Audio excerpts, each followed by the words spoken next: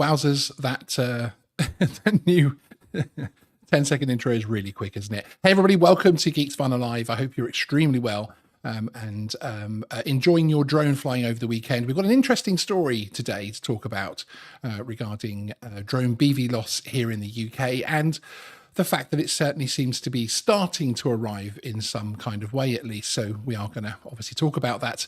So we're going to be talking about visual line of sight, drone flight in the UK specifically. We're obviously talking about the legal kind of BVLOS flight. We're aware of the BVLOS flying that probably happens all too often at the moment. The CAA have released details of a new area of proposed policy. So this isn't legislation or anything, and accompanying consultation to permit BVLOS drone flights designed to allow certain types of regular projects. This will benefit things like railway and infrastructure inspections specifically, although there are other ways to get this, as well as farms and even offshore operations. Although this does not actually facilitate someone flying their Mini 3 drone beyond visual line of sight at the moment, it could normalise BVLOS flight, with the results one day trickling down to other users. Now, I don't think, and I'm not saying it will trickle down in a linear way necessarily, but certainly the more data available about safe and routine BVLOS drone flight, the more it should benefit us all in terms of the actual regulations. Keeping in mind that at the moment, all of the BVLOS flying is obviously, a lot of that is perhaps not exactly to legislation, not exactly to regulation, and therefore there isn't much data on it. This will at least start bringing in a good chunk of data for us. In today's video, we'll be breaking down what the announcement from the CAA is and take a look at the key points of interest and give an opinion or two on the concept itself. One thing to note is that contrary to some of the reports today, this will not bring about a free-for-all in terms of certain types of BVLOS. I've read some pretty shocking headlines, including being able to fly pretty much as you like if you're flying close to buildings and that type of thing in some of the mainstream media. It's been slightly crazy. As Geeksvana understands it, this is new policy that will be delivered via the OSC, the Operational Safety Case Permission, that's already in place. Think of this as more of a mid-air collision mitigation policy, which is basically taking advantage of airspace levels which are unlikely to hold other types of aircraft rather than an airspace permission in itself. So therefore, if we mitigate the risk of collision, then we satisfy the existing legislation, which of course, the guidance aside, the legislation talks about avoiding collision in terms of other aircraft, etc., and of course, danger to things on the ground. And this at least deals with the airspace side of things. If they're presuming that, sub 50 meters, round infrastructure, round railways, buildings, etc., you're probably not going to come across too many aircraft in that particular situation. So you'll be able to fly certain drones beyond visual line of sight. You'll still need to satisfy any airspace restriction requirements, deal with any risk of ground hazards, and, wait for it, fly ADS-B capable drones with certain levels of lighting as well. And we also have a new phrase, geocage, which is something popping up in this particular new consultation.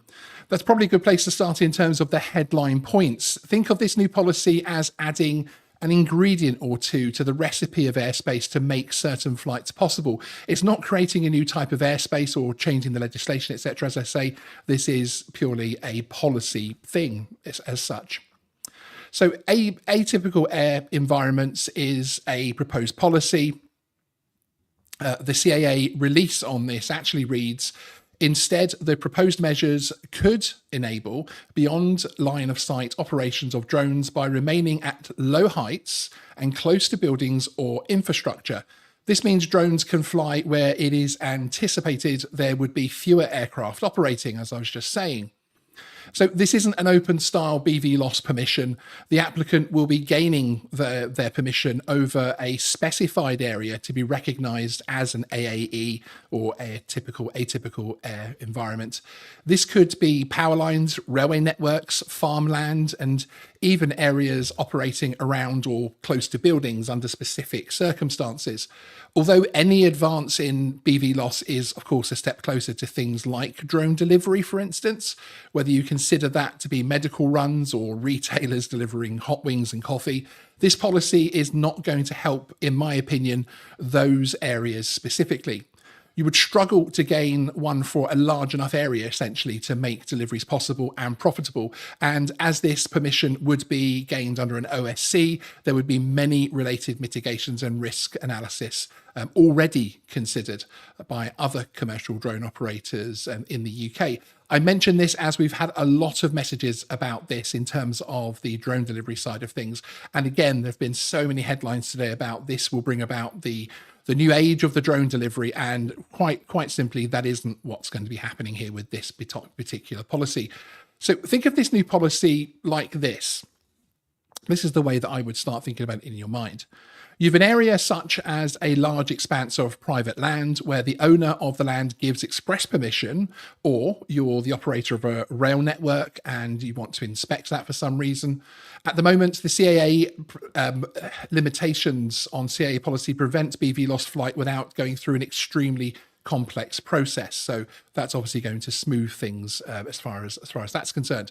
Specific category certified pilots with GVC operational authorizations can then apply via an OSC for an atypical air environment. So the atypical air environment becomes part of that application rather than the application itself, essentially designating an area as less likely to have risk of mid-air collision due to the proximity of infrastructure, the low level of the flight, etc. The operator will need to detail how they intend to make the flight safe in the normal way that they would with an OSC. So OSC holders will probably recognize that. So the increase in terms of ground hazards or other airspace users, etc., must all be addressed on a case-by-case basis through that operational authorization. This will allow ADS-B and, there's that new word, geocage-enabled drones with a few bits of extra tech, such as certain lighting, to fly regularly within the AAE without permission being required each time as such. Those operating under the OSC system, as I say, will be more than familiar with that kind of system and needing to add things like even potentially parachutes and all sorts of other things to be able to get to that particular permission. You'll need to deal with any other airspace clearances, ground hazards, etc., in the same way that any drone pilot would. In fact, a specific category operator, you are actually bound to the CAA acceptable means of compliance. So you could argue these operations actually have technically a higher benchmark. Initially, AAEs are likely to include the specific route the drones will fly, with the policy, we're told by the CAA documentation, evolving over time, and the success of operations will then allow for them to relax how and where you fly within that designated zone. So most of the permission or authorization you will gain for a BVLOS drone flight already exists within the CAA authorization system. All this new policy is doing in real terms is dealing with mitigating the risk described in legislation, giving drone operators the responsibility to avoid the risk of mid-air collisions. But it could be a really, really important ingredient to that recipe, in my opinion. It is therefore a real step forward, as in my opinion it would give an opportunity for the UK drone industry to grow and innovate without needing to wait for the UTM future we do not even have a clear picture of as of yet. This will actually allow flights to happen as such. As I've raised many times before here on Geeksvana, a lot of future flight concepts are based on either technology or regulation we have no real grasp of yet. So this opportunity to allow BVLOS under an evolving policy is something we should, I think, be a little bit excited about. I know not many of us will get to fly under this, but it's still something that I think we should get excited about in terms of it's a real step forward on this. Yes, this is only a real-world benefit to large operators and the likes of Network Rail, etc., but it will allow the pockets of innovation to start forming. Importantly, it will also provide lots and lots of real-world data on BVLOS flights that the regulators can use to show just how safe modern drones are when operated safely, when they are operating beyond visual line of sight. That data will end up benefiting the entire world of future flight and perhaps even prove we do not need as much change in terms of the new regulations as you might expect to allow BVLOS. Even in the future, perhaps allowing recreational BVLOS. Who knows, frankly.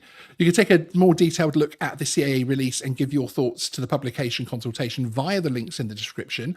If you're watching the replay of this show, then please do let us know your thoughts in the comments as well. Before we head over to the live chat to gauge audience reaction and answer those questions, please let me do the YouTube a bit very, very quickly. If you are new here, do hit that subscribe button to get more drone-focused content. And if the just over 130 people, wonderful people who are watching right now, wouldn't mind hitting that like button this far into the video, because it really does help the algorithm, and it makes me smile. Look, so it's worth it, isn't it? I think, anyway. Also, we've just updated our members section with the new Geeksvana Raw content. These are a lot of extra content on a range of topics, including behind the scenes, more news stories. We've got stuff in there about the CAA consultation on AI, possibly the worst drone business idea I've ever heard of, that's just launched over in the US, a video on that, and also interviews with some interesting other creators, including there's one there now with Ken Heron, and yesterday's expletive-ridden, certainly fully honest interview with Ian in London, which was, for the members that have already watched that and watched it live, because we actually live streamed that one, it was an awful lot of fun. So in fact, we've had uploaded 7 videos in the first week of Geeksvana Raw, which you can currently join from just £1 or $1 a month. There's a link in the description, or you can hit the join button down below there somewhere as well. And actually, Elsmeghead, almost perfect timing, thank you. Our senior moderator has just gifted 5 Geeksvana memberships. That will get doled out to people who are in the chat at the moment.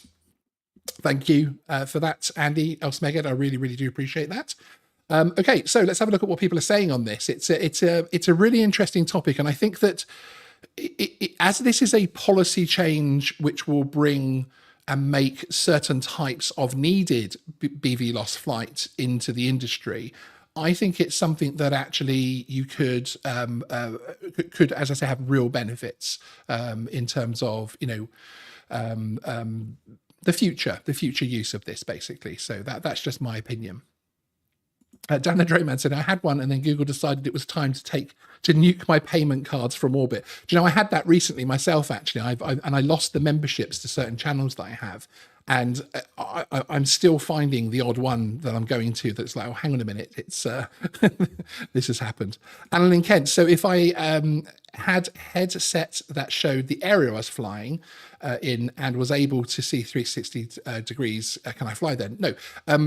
In terms of, there's not a differential now, obviously, between commercial and recreational flying in the UK. But in terms of the permissions you would need to get a GVC certificate. I don't know if you've passed your GVC. Operational authorization, you'd need to apply for an operational safety case, which is a couple of £1,000 at least. That's fee-wise, etc. as well. And within that operational safety case, you would need to basically, you have to explain in detail the area that you'll be flying, show that you've got permission to be flying in the area, what you'll be doing, what the purpose of the flying is, and how you've mitigated all of the safety criteria, which already happens for OSCs. There are OSCs for people to fly 1,000 meters out, and Graham Degg, one of the editors on this channel, has an OSC for 1,000 feet up. And in fact, we have a drone video coming up very soon for members, selling members again, showing a 1,000-foot flight that I completed with him a couple of months ago. So OSCs already exist. This is a policy to enhance what is already there, basically. But again, equally, the drones themselves are going to need to be ADS-B compliant. They're going to need to have certain lighting on them. There's also need to be geocaged as well. So we are talking about fairly high-end drones in terms of reaching the technical level as well. So that's at the moment, but this is the start. You know, when the Mercedes S-classes start to get the new tech in, we know that one day it will all filter down. This isn't quite as linear as that in terms of regulation, in terms of that kind of thing. But one of the things, as I've mentioned it already a few times, one of the things I'm most excited about is the fact that we're going to start seeing BVLOS data, hopefully in larger numbers, because organizations, companies like Network Rail, etc., are going to jump all over this kind of thing should it happen. Yes, and again, this is another public consultation, so do remember, you know, put put your thoughts across, put your comments across in terms of whether or not you think it is actually something which is accessible or not. Dave Perry, could the emergency services take advantage of this? The only issue there is that is creating the area, the atypical area, literally the atypical air environment that you're creating will be geolocations as such. So obviously emergency services operate generally wherever the incident that's actually happening is. So I don't think precisely it could help in the future. I know most, for instance, police forces will fly under GVCs with operational authorizations. Many of them don't even have OSCs, so it's straight OAs. And then, of course, they have the get out of jail clause where state aircraft, they can fly beyond visual line of sight. Most of the police forces have something like a policy of as long as there's a risk to flight. Basically, so you could argue that perhaps they already have a better system at the moment, but that depends on your thinking there. Geek RC, I think you're being too optimistic with reference to this flowing down to hobby users. Completely get that. We will get more regs whilst paying the commercial users, while the paying commercial users will get BVLOS permission. Yeah, indeed. And we still have an environment where your standard hobbyist flying a sub 250 gram drone at the moment has more freedom to fly that drone in the UK in terms of regulations than they have in recent years. Certainly the previous system to this, you would, to be able to fly any drone in a congested area, you would have need a PIFCO permission for commercial work from the CAA. So you'd have had to have passed an expensive course, etc. But no, I get that. But I think that once the data starts to flow, the same as the Article 16 data, once all that data starts to flow, I think it will have knock-on impacts, in my opinion. And I don't think it's going to be next year. I don't, this is obviously a long-term thing. And in terms of getting it to the point where you're going to get to, BVLOS flight, even like Canada or etc., that's very, very difficult. Could we see shielded operations in the UK sooner than that with this type of data to back that up? Possibly. Dan the Drone Man answering John's Burns. There's already remote ID units in there, so I'm sure it won't be long before ADSB can be jammed in somewhere too. Yeah, I was discussing this actually with somebody just before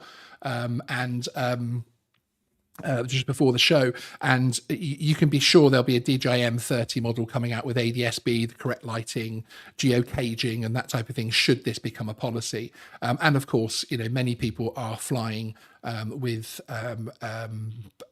third-party software, etc., their own software and that type of thing as well. So there will be a lot of money piled into this very, very quickly. This is one of the BVLOS things that certainly large farmers and large farming organizations, Network Rail, etc., people like that have been pushing for.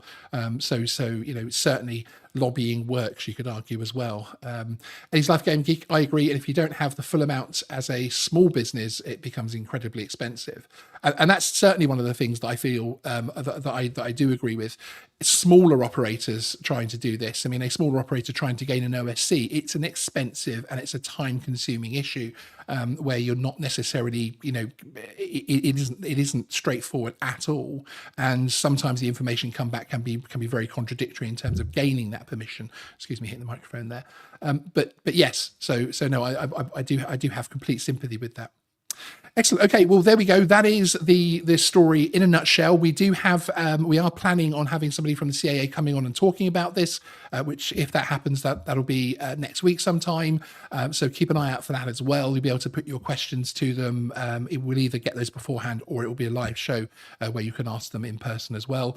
Yeah, that is in a nutshell, the rather than my 2-hour shows that rant on about a consultation, that is everything within 20 minutes. That's not bad, is it, people? That's not bad. So enjoy the rest of your evening. I'll see you next time on Geeksvana. The next time that we're actually on is we have a live show on Thursday night with a very special guest. Myself, Graham, will be joined by a very special commercial operator from the UK. And we also have some other member uploads that are going out and a couple of extra things as well, including I've got a video coming up on Blackpool Council and the fact that they're adding drones to their PSPOs with 0 official complaints via freedom of information, which is just incredible. So Zero complaints about drones. They're clearly a nuisance. Let's stick them on the PSPO.